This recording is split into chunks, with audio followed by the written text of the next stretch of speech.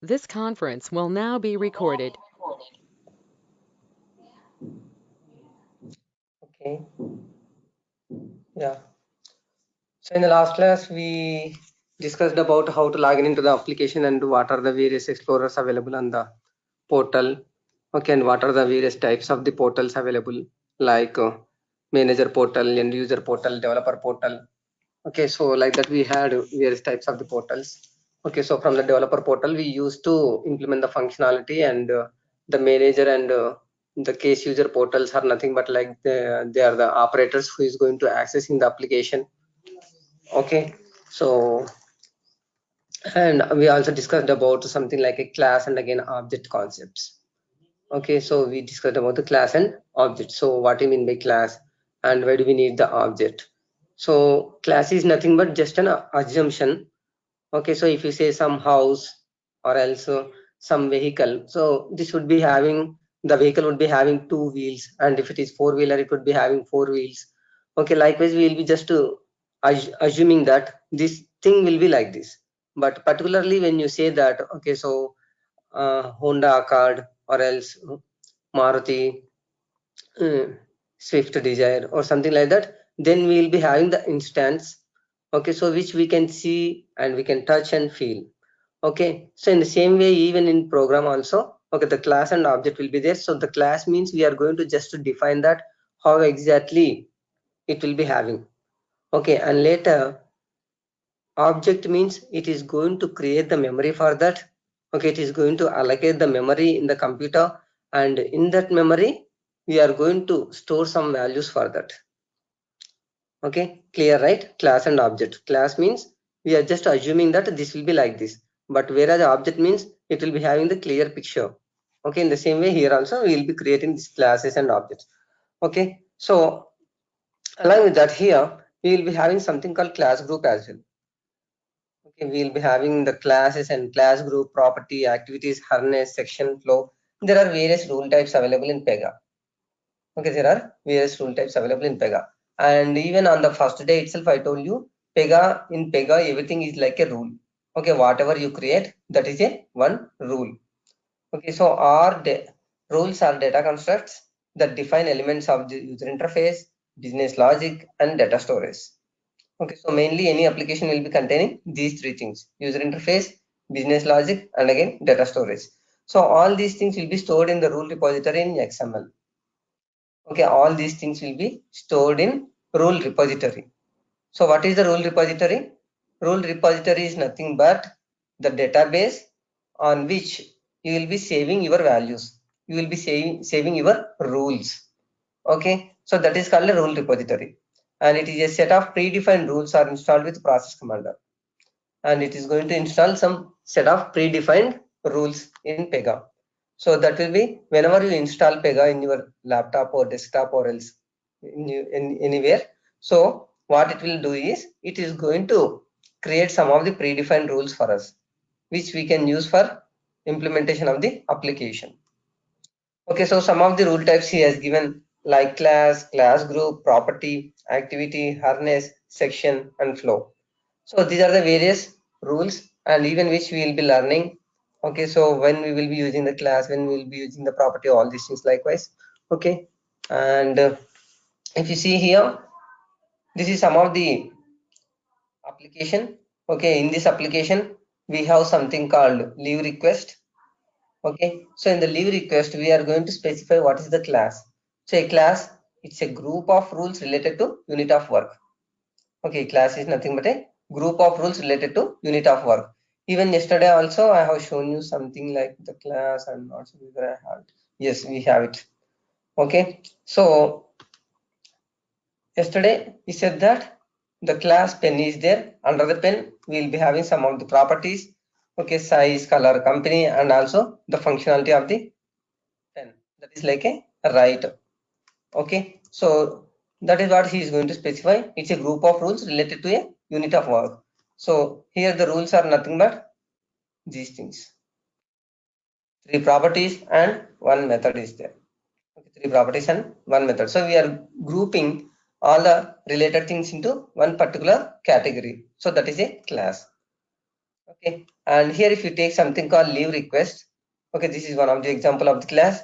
So when the person wants to apply the leave, then what he is doing, okay, he is going to select from when he wanted to take the leave and till date, start date and return date, and the total duration. Okay, so here the duration, it is not having any text box. Okay, why it is not having anything? Why? Because based on the date you select for the start date and end date, the duration will be calculated automatically. Okay, so for example, in case if I take the leave from March 1st to April 1st, okay, then the total number of days will be calculated automatically. Otherwise, April 1st to April 5th, I am going on vacation. So whenever you select the start date and return date, so automatically the duration 5 days will be displayed. And the reason, so is it a vacation, otherwise it is a sick leave, otherwise it is like a personal leave. Okay, so likewise, what are the types of the leave you wanted to apply? So all these things are related to the leave, okay, which it is taking from the user. So we are grouping into one particular category. That category is called a class here. Okay, under the class, all the group of related properties and functionality we will be keeping into that. Okay, so here whenever you select leave request, it is indirectly select the class, and the rules contained in the leave request class are these things. Okay, the rules contained. And next the thing is class group. So what is class group? A group of rules related to a unit of work. This is also, and this is like a time off. Okay, so this is like a time off. Okay, so earlier if you take the class, we are selecting leave request. Okay, so this leave request is under class group, that is called a time off. Okay, that means one application would be having n number of the functionalities. Okay, one application would be having n number of the functionalities. Okay, so here leave request is one class, and again special leave request also one more class is there, and these two classes together I made under the class group, that is the time off. Okay, this is like a time off.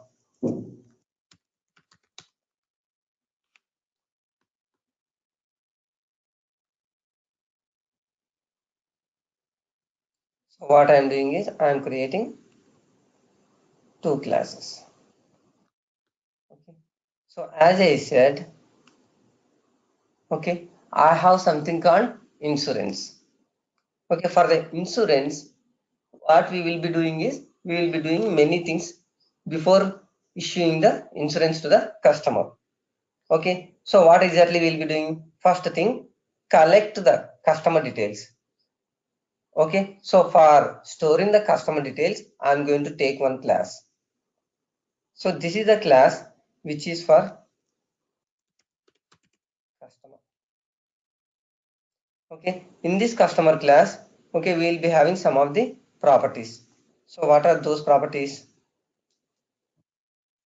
Like customer ID, customer name, customer address, likewise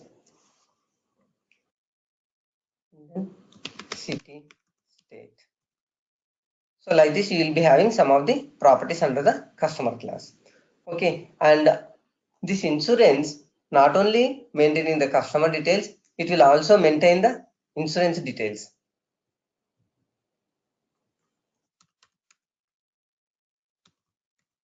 Okay, so what will be the properties which should come under the insurance? Like policy ID, okay, policy type, and then term, and then amount. Amount in the sense what? Insurance amount, and then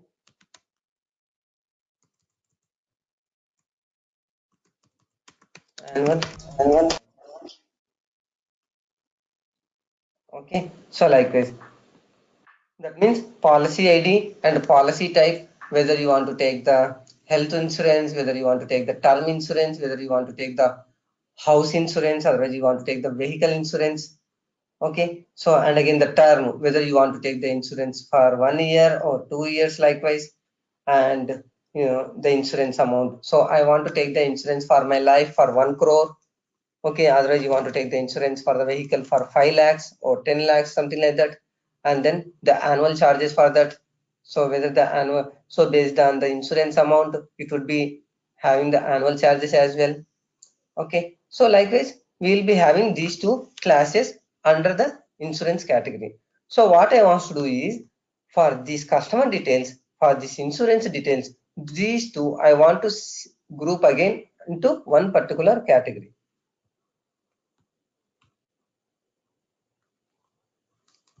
So what is that? How exactly I can make together these two classes? I can create a class group. Okay, so what is the class group name I can give you? Okay, like ICICI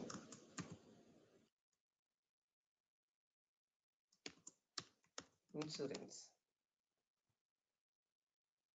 Okay, so these two related to one insurance company for ICICI organization I am developing.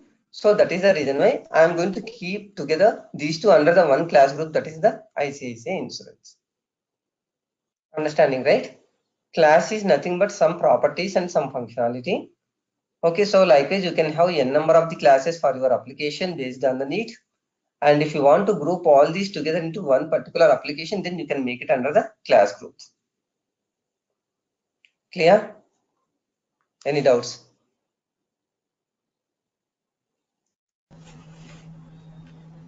Clear. Okay, great. So you see here. So here the start date. Sorry.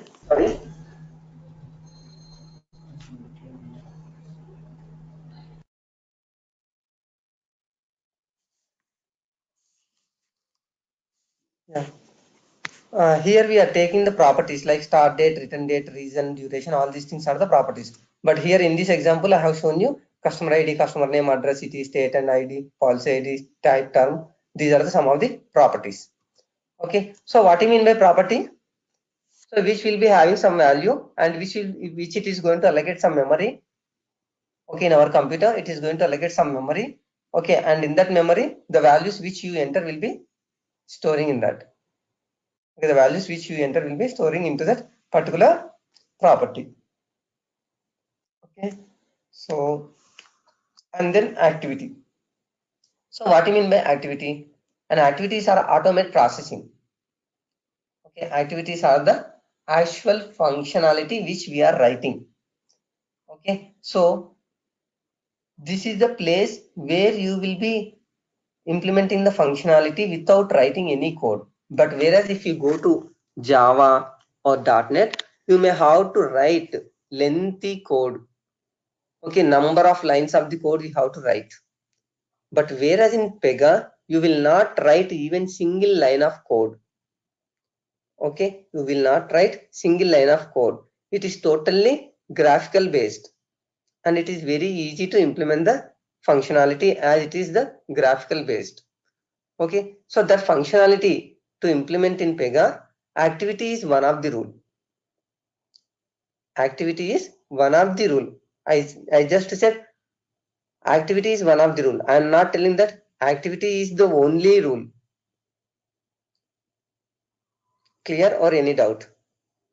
Activity is one of the rule means this is one of the way to implement the functionality without writing the code.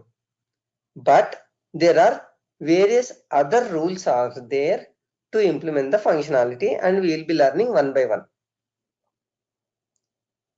Okay, so if anybody has any doubts when I'm teaching, you can immediately stop me and ask me. Okay, no problem. So through the activity, we will be writing the logic, or else we will be writing the code, but we will be writing the code means not like a Java or C or C++ kind of the things. Okay, it is total graphical user interface only. Okay, so activities automate processing. Automate processing means the actual functionality which you wanted to do. So callable programs that perform a specific action in memory or against the database. Okay, so in memory and against the database, we can perform some actions, some functionality. So what is that? Generally, in the user interface, whenever the user enters the start date, return date, and then the calculation of the duration and the reason if you select, what we will be doing the next thing?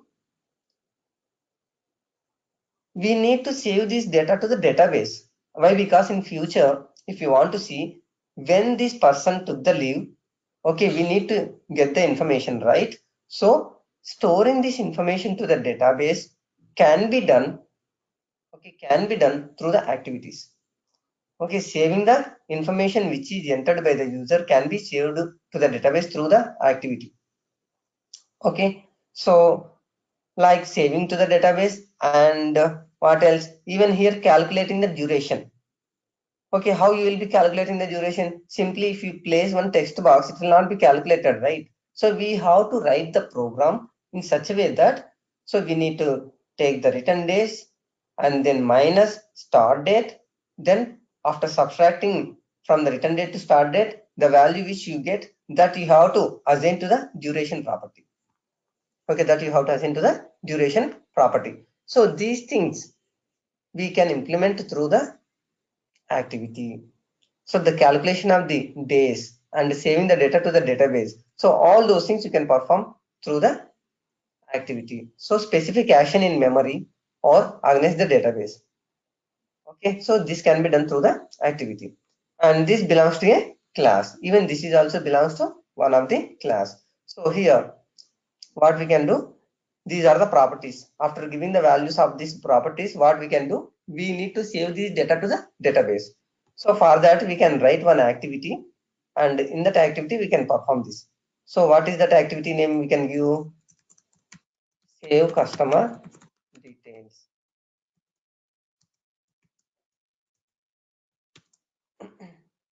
So this is one of the function. Okay, here I am showing like this, but it is not like this. As I said, it is in the activity will be implementing the functionality. Okay, these kind of the braces, all these things will not be there. So this function we will be creating save customer details, okay, through the activity, and then in the activity we will be writing, okay, we will be implementing the logic to save the data to the database. Okay, so and here initially it will be in the open status, and later we will be changing it to the resolved completed. That means once the policy is issued, okay, we can close the status, okay, saying resolved completed. Understanding, right? So when the person applied for the insurance, we can say that new request. Okay, and later when it is processing, okay, while doing the address verification or something else, we'll be keeping it in the open. Once the insurance is issued to the customer, then we can make it as a resolved completed this request. So likewise, all these things we can implement through the activity. And then here we'll be having something called various user interface rules. So what are the user interface rules here? Means that is one of the rule is harness. Okay, so what is harness? So it defines the appearance and processing of work object forms. Okay, it is going to define the appearance and processing of the work object forms. Okay, so how exactly you want to display the form to the user, that you can specify in the harness. So harness is the container kind of the things. This is the main form on which we will be displaying all the properties to the user. So once the user sees the properties, he can enter the values and then he can create it. Okay, he can create it. So under the harness only, we will be specifying what are the properties and how exactly the properties has to be displayed. Okay, so only this part is called harness. So what about the total complete user interface is called? Can someone tell me what is this complete user interface in Pega is called? Even today at the beginning also I said we will be having something called case manager, developer, case user. So for all of them, what we will be seeing?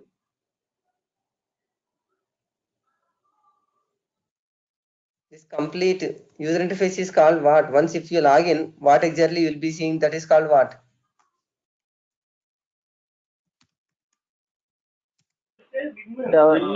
Developer. Developer? అన్న ఏడే అన్న కొట్టాలి last వాళ్ళకి 7 కొట్టాలి 6 కొడితే draw అయితే అనుకున్నాం మనం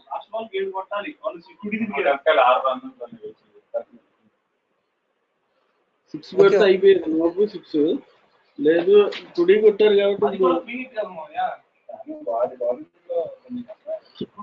వాడిని కొట్టారు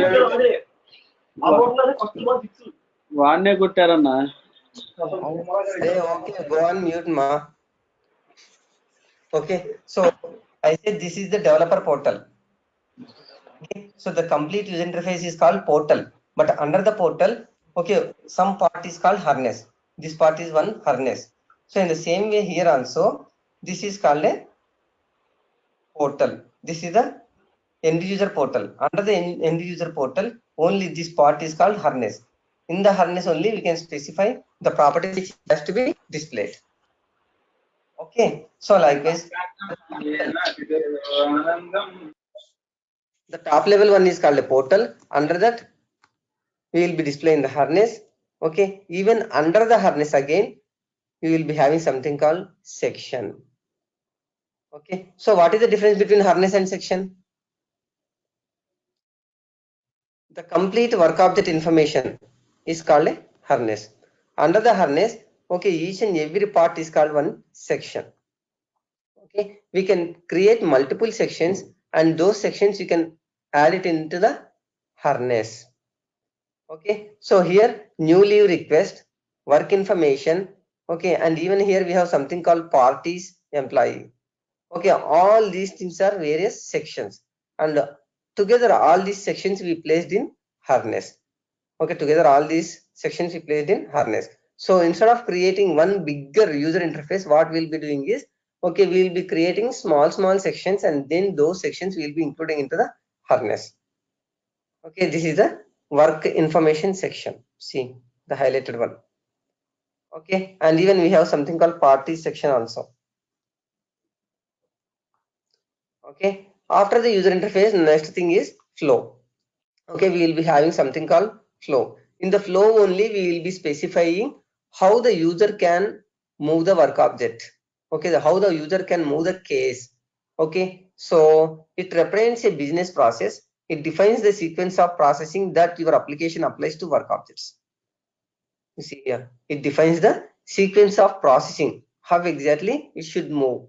Okay, so once after doing the address verification, if everything is fine, we can approve it, otherwise we can reject it. So that kind of the sequence, how exactly you should do, all these things we can specify in the flow here. Okay, and this diagram represents the high level summary of the relationships between the rules described thus far. Okay, so under the class group we will be having the work class. Okay, we will be having the work class. Okay, so as I already told you, insurance, ICICI insurance is called a class group. Under that the customer and again the insurance details, these things are different classes. Okay, under that classes only you will be having these properties, activities, harness, sections and flows. All those things you will be having it. Okay, and then we will be having something called rule sets. So till now we discussed about the class group and again class. In the same way you will be having rule sets also. So what is rule sets? Okay, they are named sets of rules. Every rule belongs to a rule set. Okay, every rule belongs to one rule set. So what is the purpose of these rule sets? It's going to access control. Okay, it is used mainly for access control, and it is going to useful for migrating of rules from one process commander system to another system. Okay, so why do we need to migrate the rules from one process commander system to another? From one PRPC system to another system, why do we need to migrate?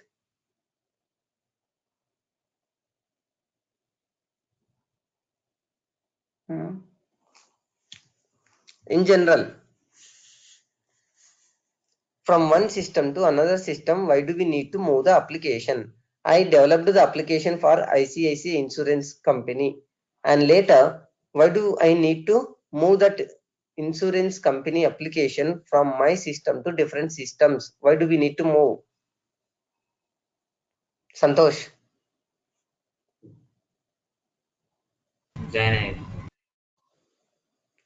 Sorry.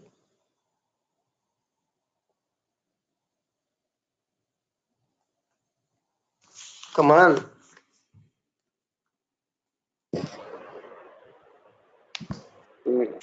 import the data and export the data to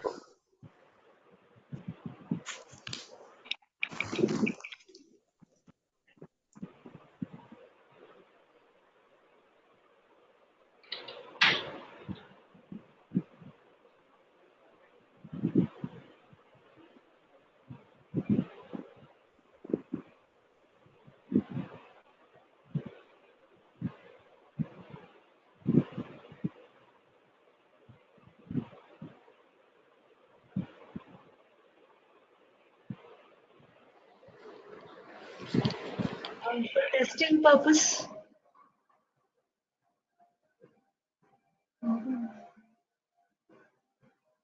Hello.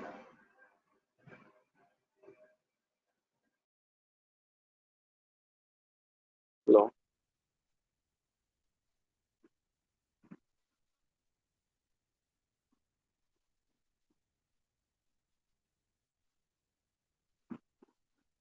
Yeah, Santosh.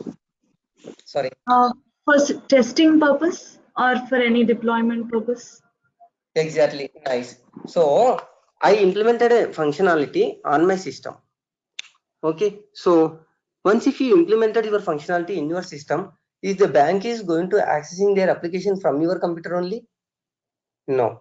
So what they will do? They will be having their own server. We have to move our application to their system, right? So, and even after implementing the functionality in your system, if you move the application to client environment, it may or may not work. So what you will be doing in between these two, you have to, okay, you have to move to the higher environments for testing. Okay, you have to move the application to higher environments. So in general, where there are various number of the environments. So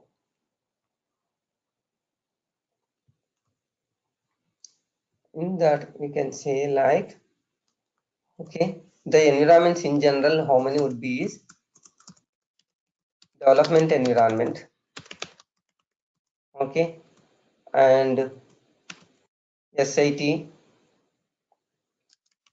environment, and then QA environment, pre-production,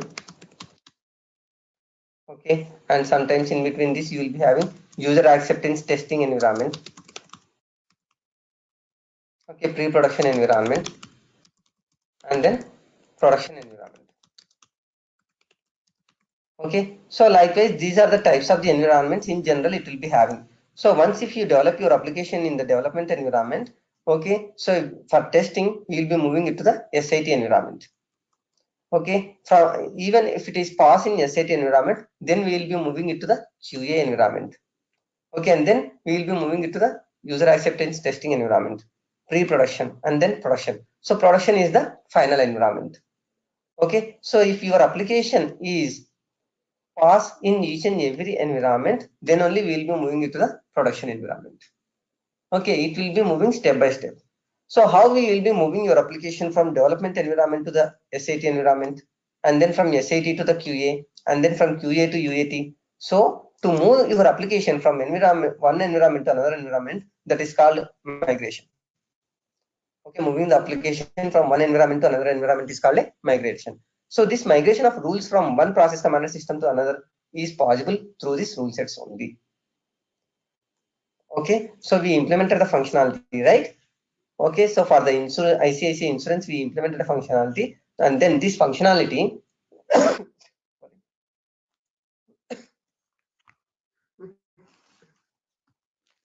okay,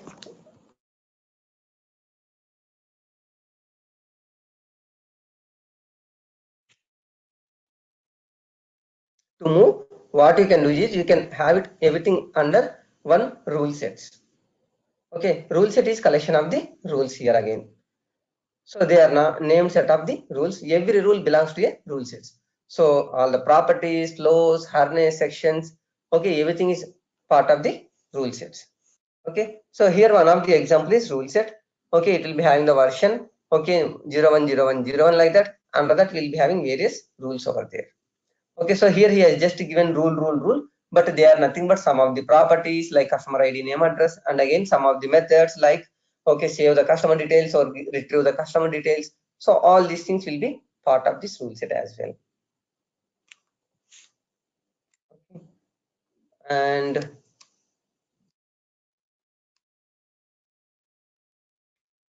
here there are various types of the rules available in Pega. Okay, or data constructs that define elements of the user interface, business logic, data storage. As I said that, okay, for creating the user interface, we'll be having some harnesses, sections, and various other types also there. Okay, right now, harness, sections, and portal, we discussed about the user interface rules. Along with that, we will be having something called business logic rules. Okay, so the business logic you can implement with various other rules. Okay, like decision rules are there. Okay, decision tree, decision table, and also some activity is there. Okay, so those rules also we can create, and also we can store the data into the database. And how they are going to save into the database? They are stored as XML documents in a set of database tables known as the rule repository or rule base. Okay, even though you enter the customer details, okay, with ID 1 and again name Ashok, okay, address some Hyderabad, okay, city and Hyderabad and state is Telangana, something like that. Okay, once if you save the data to the database, how exactly it is going to save means it is going to save in the form of XML format.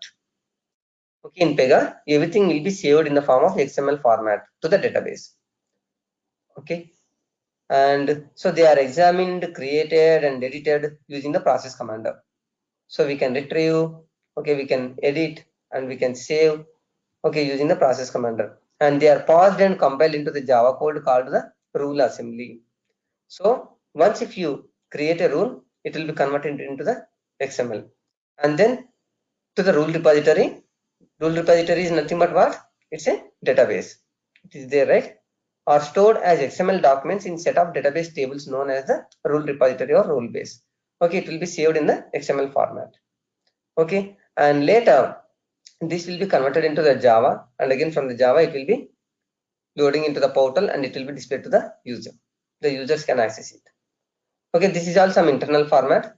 Okay, but you just have an idea that okay, everything is a rule and the rules will be saved into the XML format. And each and every rule is an instance of the one particular class here. Okay, each and every rule is an instance of the one particular class. Okay, it consists of set of properties with assigned values, and it is created from a template called a rule type. Okay, so the rule type here, it is like a rule obj property. So property name, property type.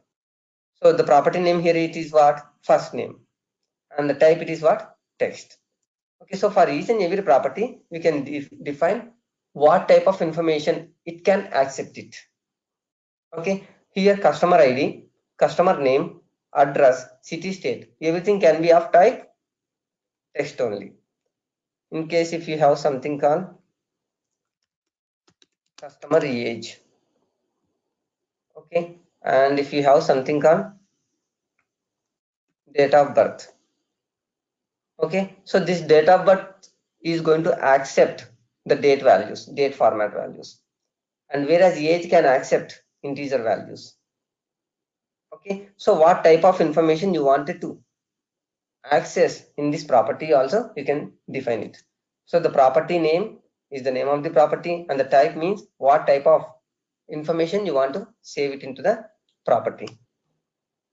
Okay, so there are some common rules are there.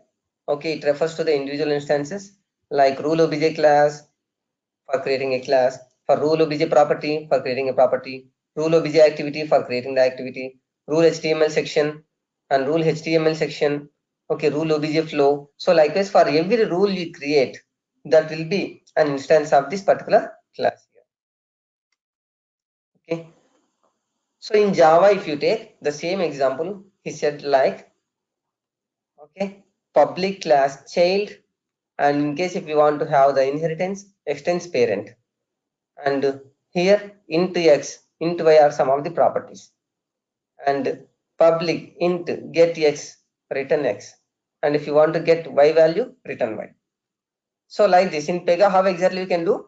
Here this child and parent are the classes, this x and y are the properties. Okay, this get x is one of the activity and get y is also one of the activity.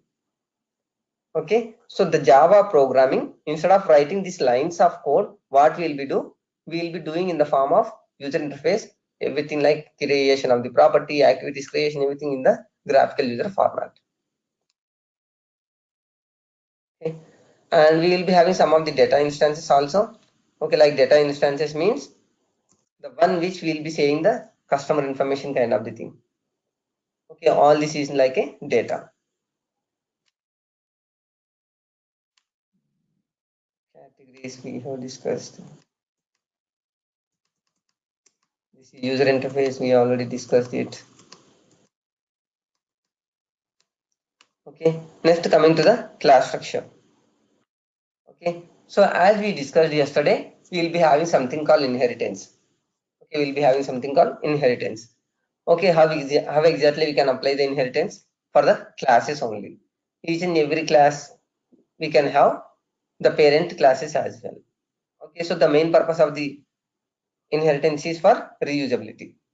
Okay, so inheritance is a way to form new classes using the classes that have already been defined, and the derived classes inherit the attributes and behavior of the base class. Okay, attributes and behavior of the base class. Behavior means what? This function, the activities, save customer details. And attributes means what? These are the properties. These are the properties. Okay, in case if you want to access this customer details in the insurance class, what we can do is we can apply the inheritance here. In case if you make customer as a parent for the insurance class, these properties we can also access from the insurance class. Okay, here they have given one example like fruit is the base class, and from the fruit we have various derived classes are there. Apple, banana, peach kind of the things. Okay, so apple is a fruit, peach is a fruit, banana is a fruit. Okay, so here we have something called is a relationship for that. And also if you take something called some other example, we have something called bank account. For the bank account, we will be having the savings account, we will be also having overdraft account, otherwise we will be having the checking account or else current account. Okay, so for the savings account, they will be giving some interest amount, so interest rate. For the overdraft, there will be something called limit. The overdraft limit will be there. Okay, and these two are part of the bank account. So under the bank account, we have something called account holder. So this account holder property can be accessed either from the savings account or else from the overdraft account. And along with that, we can also access this get balance function also from the savings account as well as the overdraft account. Okay, and here as we said, from the bank account we can access the properties into the savings account, and in the savings account we have something called interest rate. Can I access this interest rate property from the bank account?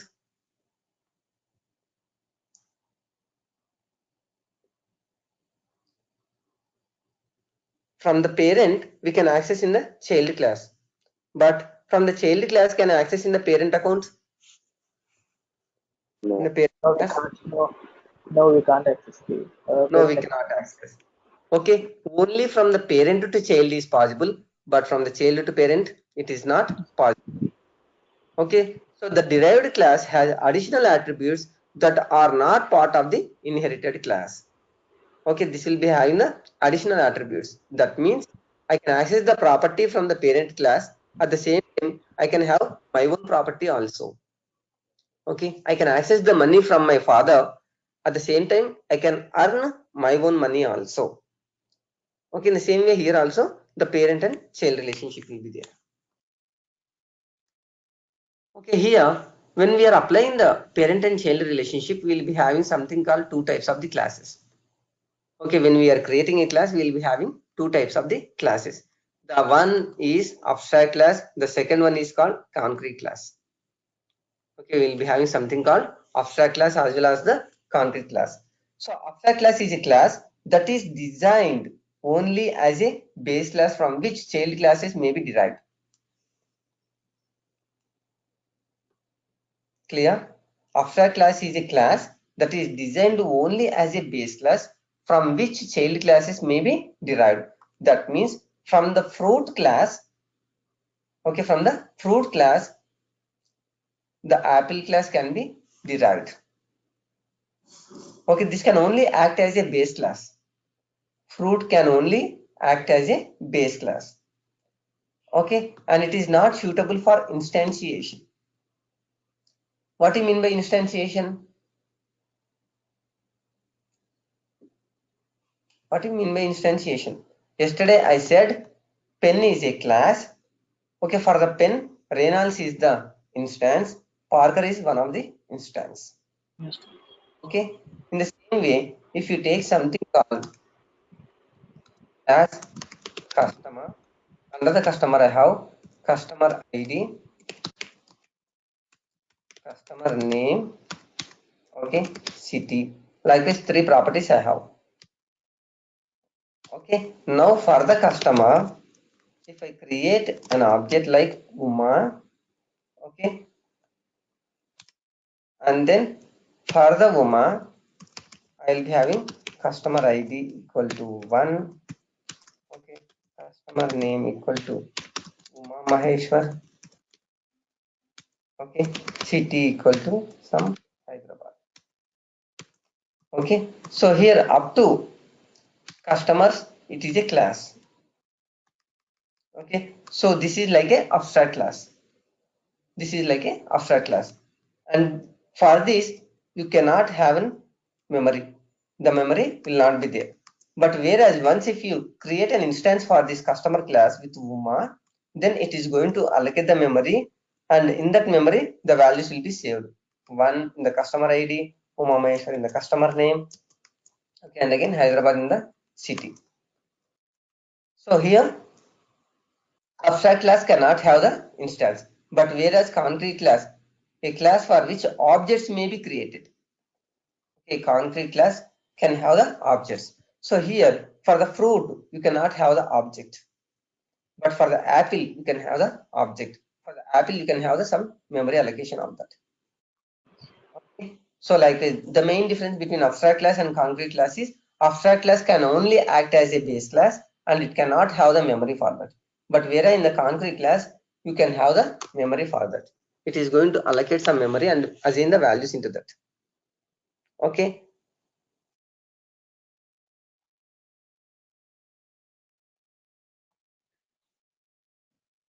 The same thing here also, the class name, properties and methods, okay, with 2 child classes. And in Pega, a class is a container for rules that are available to derived classes or to instances of the class. Okay, so a class is a container for rules and that are available to derived classes or to instance of the class. The ultimate base class is at base class. Several standard base level classes are derived directly from at base class.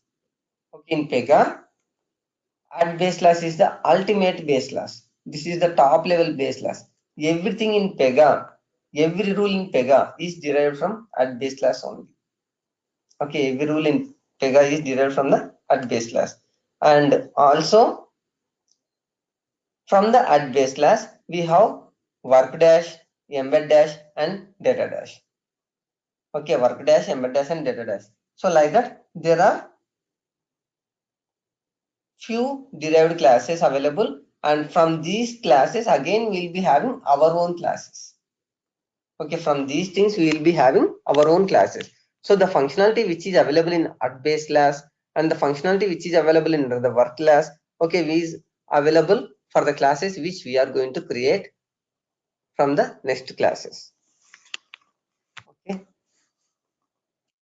and here he has taken something like one application big. Okay, BIG, one application he has taken example. Okay, so by convention, abstract classes names end with a hyphen. Always the abstract class. So here the abstract class is what? BIG. Okay, so as this abstract class, it contains hyphen at the ending. And here one more class is there. BIG hyphen HR hyphen. Okay, but whereas if you take the concrete class, the class will not end with the hyphen. By convention, names must not end with end in a hyphen. Concrete classes will never end with the hyphen, but whereas abstract classes can end with the hyphen. Okay, so here time off and leave request, these two are the concrete classes, and even for these two classes we can create the work object, and these two classes will not end with the hyphen.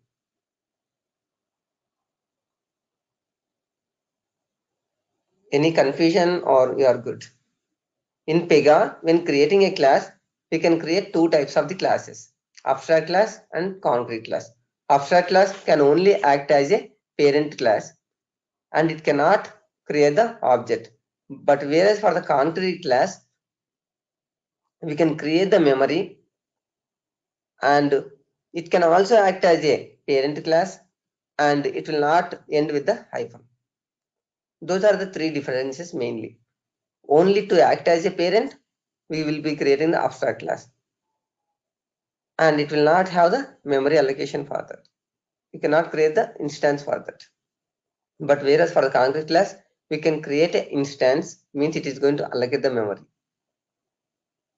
Okay.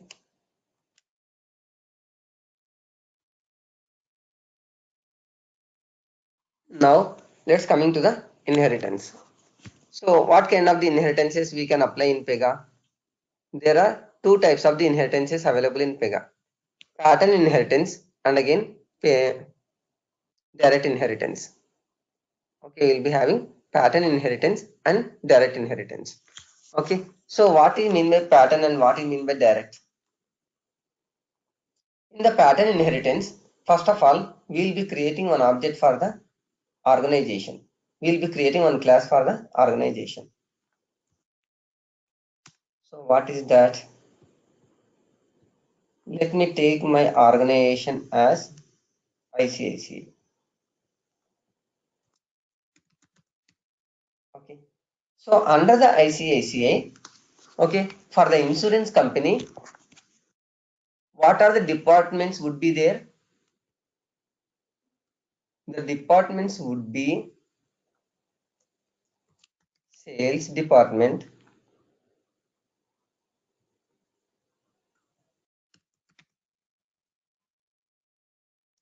marketing department, okay, and HR department, and then we will be having something called address verification department. Likewise, we will be having various departments under the ICICI insurance. Okay, so here for the ICICI organization at the top level, I will be creating the class like ICICI. Okay, under that we will be having something called sales. Okay, so when I am creating the sales department, for this department I will be having one more class. Okay, so for the sales class, it is going to be deriving from the organization. So what I can do is here the parent class name I will be keeping it as a prefix, and this parent class for the ICICI I will not be creating any objects. So what I will be doing is for this, as ICICI will only act as a parent class, I will be giving ICICI hyphen.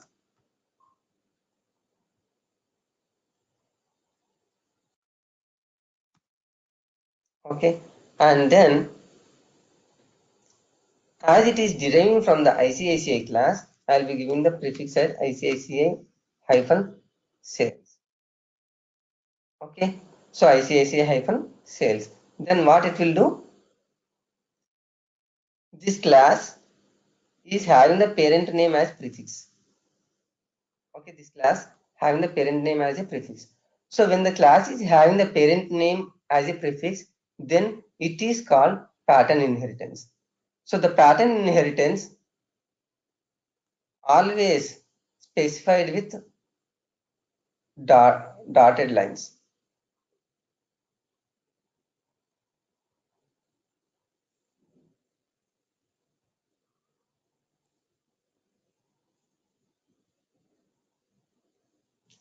So pattern inheritance means this is like a surname for us.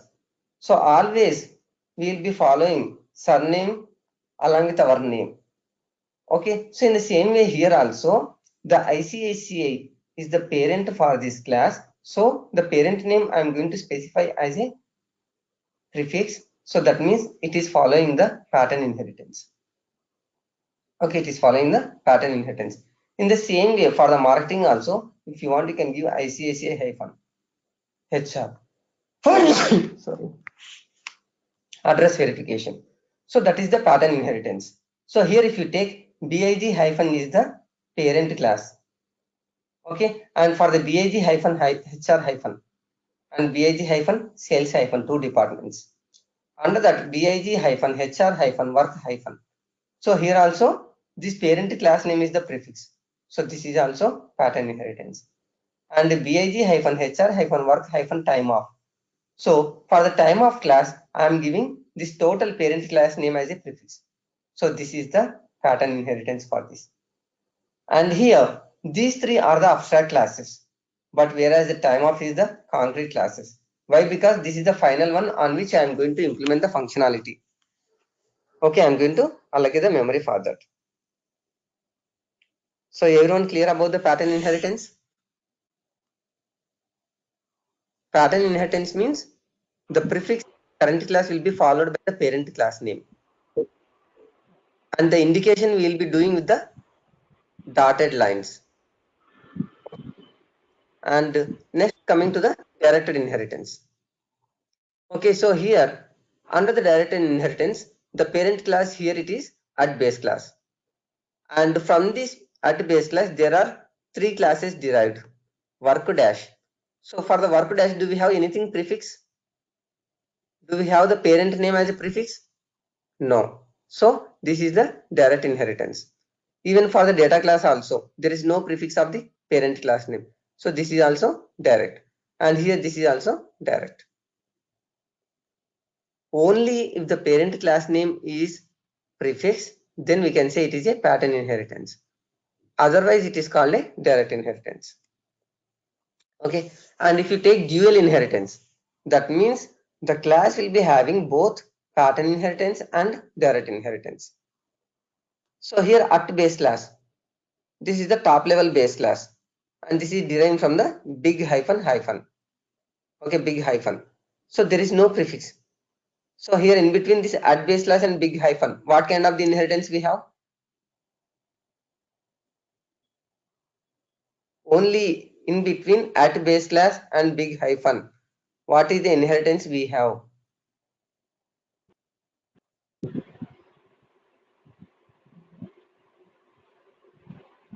Come on. Exactly, direct inheritance. Okay, so one thing, by seeing this arrow itself, we can say this is not a dotted line. So this is the direct inheritance. The second thing, this class name does not having any prefix of the at base class. So that is also because of the, it is a direct inheritance. Okay, these two indicates it's not a pattern inheritance, it is a direct inheritance. And even if you take dash, so this is deriving from the at base class. So here also it is a direct inheritance. Why? Because there is no parent class name as a prefix, and this arrow indicates this is a direct. And whereas if you take BIG hyphen HR hyphen, okay, here we have prefix of the parent class name. So that is big hyphen. So in between these two, what inheritance we have? Pattern. Pattern inheritance. Here also big hyphen HR hyphen work hyphen. So this is also pattern. And here also this is also pattern. And this one big hyphen HR hyphen work hyphen followed by the big hyphen HR hyphen, that is the pattern inheritance, and also deriving from the work dash.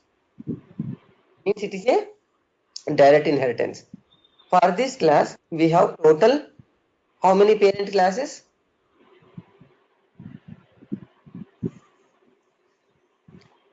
How many parent classes are there for this class? 2. 2. What are those two? Big hyphen and big hyphen HR. And Big hyphen HR. this is one parent class for this. Yes. So what is the other parent class? Work. Work dash, exactly. Okay. Hyphen HR, that is through pattern inheritance, and through the direct inheritance we have work dash hyphen. So this class can access the properties from which all are the classes? From work dash it can access, and big dash hyphen HR hyphen also it can access. Correct, right? And at the same time, this big dash hyphen HR hyphen having the parent of big hyphen. So this can access the properties from here, even from here also. And even as this is derived from at base class, exactly. So this class can access the properties from total 4 classes. Work dash and this one, and this one. Clear? Yeah. Yeah, the same thing here also for the time off. Okay, for the time off. And here you should get one doubt. What is that? This is fine. This is also fine. But here you get the doubt. What is that? For the big hyphen HR hyphen, okay, this is the pattern. But if you see, you also have direct. Okay, that means if you don't have any direct inheritance class, if you don't want any other, then you can have the same same pattern as a direct as well. Okay, so this is going to act both as a pattern as well as the direct inheritance. That is the dual inheritance. So dual inheritance means one class can have pattern as well as the direct. Two parents can be there. Okay, one will be prefixed with the parent class name, and one there will not be any relationship in the class name, but still it can have the parent class. Okay, so here in the dual inheritance, if you take again at base class big dash, okay, here it can access the properties from w, x, y, z, and here also we have y, w, x, y. If the same property is available from the pattern as well as from the direct, from where it will take?